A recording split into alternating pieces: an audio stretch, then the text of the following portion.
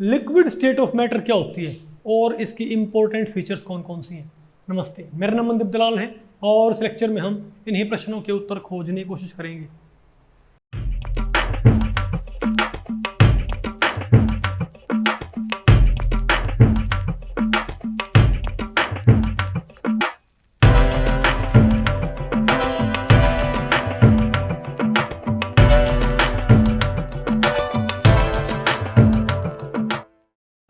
Okay, तो भैया आज हमें क्या पढ़ना है बताओ। Introduction to liquid state of matter.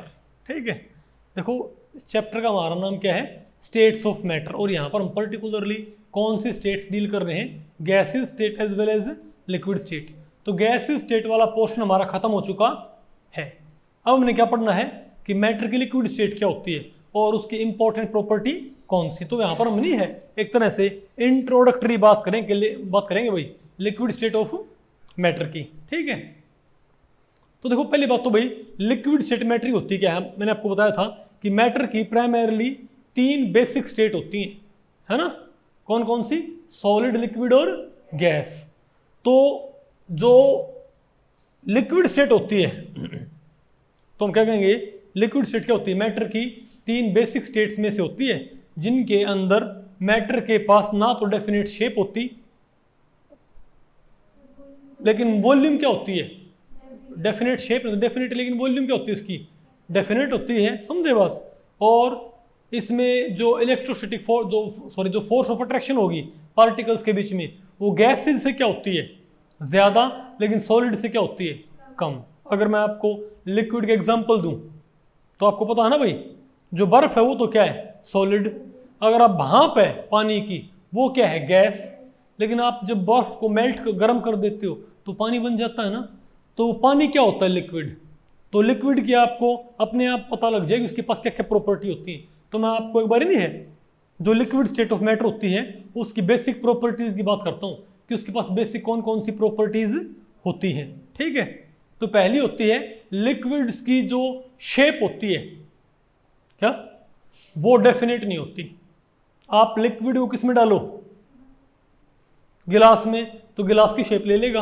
आप लिक्विड को बोतल में डालोगे तो बोतल की शेप ले लेगा। जैसे भाई हमारे पास कोई कोल्ड ड्रिंक है, बोतल में डाली है बोतल की शेप है, गिलास में डाली गिलास की शेप है, कटोरी में डाली है तो कटोरी की शेप है, कप में डाली है तो कप की शेप है, इजंट इट। लेकिन वॉल्यूम क्या होती है उसकी, डेफिनेट। अगर मान लिया हमारे पास 1 लीटर कोल्ड ड्रिंक है तो वो 1 लीटर रहेगी, चाहे आप उसको भाई 5 लीटर की बकेट में डालो, चाहे उसको आप भाई 500 लीटर की टंकी में डाल दो, वो 2 लीटर नहीं बन जाएगा ना। बोलो भाई, तो लिक्विड की वॉल्यूम क्या होती है, डेफिनेट। अब बात करूं मैं इनकी भाई कंप्रेसिबिलिटी की, किसकी, कंप्रेसिबिलिटी की। तो लिक्विड्स को कंप्रेस किया जा सकता है लेकिन बहुत ही थोड़ा कंप्रेस होता है ये। गैसेस को तो आप बहुत ज्यादा दबा सकते हो, पता होगा ना।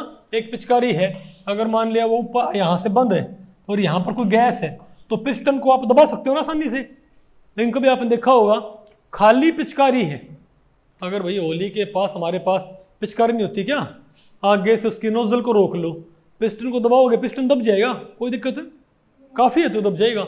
लेकिन जो उसके अंदर पानी हो, उसके अंदर पानी भरा है पिचकारी के अंदर, तब आप उसकी नोजल को आगे से ब्लॉक कर लो फिंगर से और तब दबाओ पिस्टन को, तब पिस्टन इतना इजीली नहीं पुश होगा भाई। तो हमको पता है लिक्विड्स की कंप्रेसिबिलिटी क्या होती है, काफी कम होती है। सॉलिड से क्या होती है, ज्यादा होती है।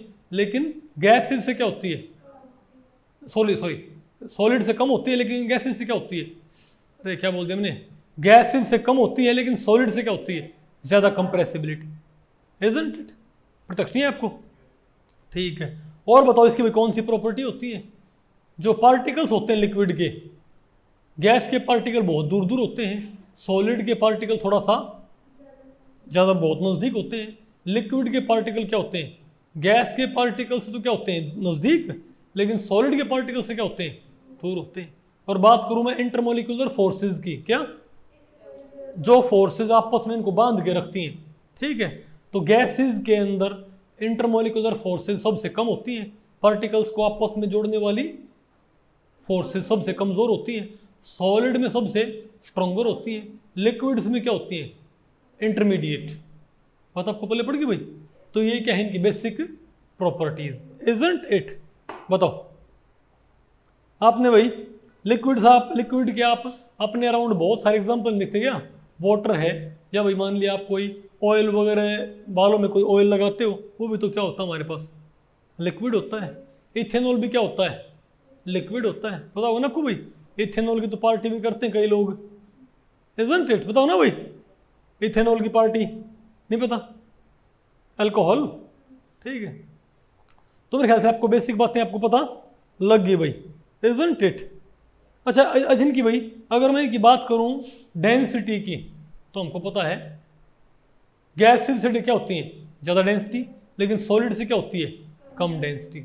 और डिफ्यूज, अगर मैं इनकी डिफ्यूजिबिलिटी की बात करूं, डिफ्यूजन पावर की, ये इनका डिफ्यूजन क्या होता है बताओ, गैसेस से क्या होता है इनका डिफ्यूजन कम होता है। इनका लिक्विड भी क्या करते हैं, डिफ्यूजन शो करते हैं, एक पॉइंट से दूसरे पॉइंट पर नहीं चले जाएंगे क्या। बताओ मान ले मेरे पास भाई जैसे गैसेस आपस में डिफ्यूज नहीं होती क्या, गैसेस आपस में डिफ्यूज होके मिक्स नहीं हो जाएंगी, लिक्विड्स भी आपस में क्या होंगे, आमतौर पर डिफ्यूज हो जाते हैं भाई। समझे बात, दो लिक्विड्स पूरी तरह आपस में डिफ्यूज कर जाए उनको बोलते हैं मिसिबल लिक्विड्स। क्या बोलते हैं, मिसिबल। फॉर एग्जाम्पल अगर एक चैम्बर में एक गैस है, एक चैम्बर में गैस और है, दोनों चैम्बर को एक पाइप से जोड़ दो, ठीक है। और अरे भाई एक चैम्बर में गैस है, इस चैम्बर में भी गैस है, इनको हमने एक पाइप से जोड़ दिया ना पाइप से। यहाँ पर एक स्टॉपर है तो गैस मिलेंगी नहीं, लेकिन स्टॉपर हटाते क्या हो, गैस आपस में मिल जाएंगी ना। लेकिन आप मुझे बताओ, अगर मान लिया आप इथेनॉल को मिलाते हो पानी में, क्या, अगर मेरे पास एक वेसल है, इस वेसल में यहाँ पर क्या बताओ पानी, और यहाँ बताओ क्या भरा है, इथेनॉल, और बीच में एक पार्टीशन है, क्या बीच में ये, अगर मैं इस पार्टीशन को धीरे धीरे हटा दूंगा यहाँ से, तो क्या इथेनॉल और वाटर आपस में मिल जाएंगे क्या, तो ये भी आपस में क्या हो जाएंगे, डिफ्यूजन के जरिए मिक्सअप हो जाते हैं। तो ये क्या है इनकी बेसिक प्रॉपर्टीज, ठीक है बात। लेकिन इनकी हम भाई इतनी बात नहीं करेंगे इन प्रॉपर्टीज की, क्योंकि बहुत बेसिक हैं, इनके बारे में हम बहुत ऑलरेडी फिजिक्स में, केमिस्ट्री में सबस्टांसेस की प्रॉपर्टीज के तौर पर पढ़ के आए हैं। अब हम ये नहीं पढ़ेंगे कि लिक्विड्स का मास कैसे मेजर करते हैं, मास एक प्रॉपर्टी है। अरे भाई मास एक प्रॉपर्टी होता है तो किसी भी सबस्टांस का मास हमको मेजर करना आता है, हम इसके बारे में बात। लिक्विड से कुछ खास प्रॉपर्टी होती है जो औरों के पास नहीं होती, गैसेज के पास नहीं होती, ठीक है। और यहाँ पर हम उन्हीं प्रॉपर्टीज की बात करेंगे। पता कौन कौन सी प्रॉपर्टी, एक होती है इनके अंदर वेपर प्रेशर, किसका, लिक्विड्स के पास एक प्रॉपर्टी होती है वेपर प्रेशर। बताइए क्या होता है, ठीक है, आगे बताएंगे आपको। एक प्रॉपर्टी होती है इनके पास विस्कोसिटी, क्या, विस्कोसिटी। जैसे आपको पता होगा, एक आप कह दो भाई नहीं है, कोई लिक्विड कितना इजीली फ्लो करता है, कोई शहद आसानी से फ्लो नहीं करता, पानी आसानी से फ्लो करता है, तो पानी की विस्कोसिटी कम है, शहद की विस्कोसिटी क्या है, ज़्यादा। सॉलिड्स के पास ये प्रॉपर्टी, आप कह सकते हो कि सॉलिड्स की विस्कोसिटी इतनी बहुत ही ज़्यादा है, आप कह सकते हो, तो फ्लो ही नहीं करते वो। इस चौक को मैं ऐसे रख दूंगा तो चौक फ्लो करेगा अपने आप, लेकिन ये चौक मेल्ट हो जाए तो ये फ्लो करने लग जाएगा। तो ऐसी प्रॉपर्टी सॉलिड के पास नहीं होती ना। विस्कोसिटी गैसेस के पास भी होती है, लेकिन भाई हम क्या पढ़ेंगे, विस्कोसिटी ऑफ लिक्विड्स। और एक प्रॉपर्टी होती सरफेस टेंशन, क्या। तो ये तीन प्रॉपर्टी हैं जो आपने पढ़नी है इस चैप्टर के अंदर।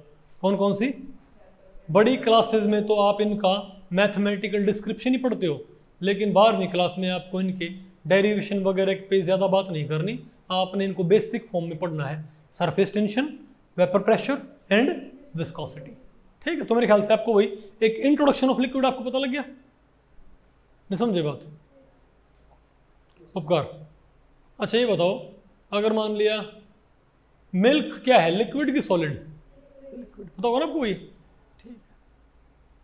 अरे सूखा दूध भी तो होता है, मिल्क पाउडर, ओके, वो क्या हो जाएगा, सॉलिड, ठीक है, ओके, ठीक है। और ध्यान रखियो भाई, लिक्विड्स रिजिड नहीं होते, सॉलिड्स क्या होते हैं, रिजिड। तो भाई इस लेक्चर में इतना ही। अगर इस लेक्चर के बारे में आपके कुछ प्रश्न या सुझाव हैं तो आप मुझे नीचे कमेंट सेक्शन में पूछ सकते हैं, मैं उनके उत्तर देने की पूरी कोशिश करूँगा। तो भी ठीक है, मिलते हैं अगले लेक्चर में, तब तक के लिए नमस्ते।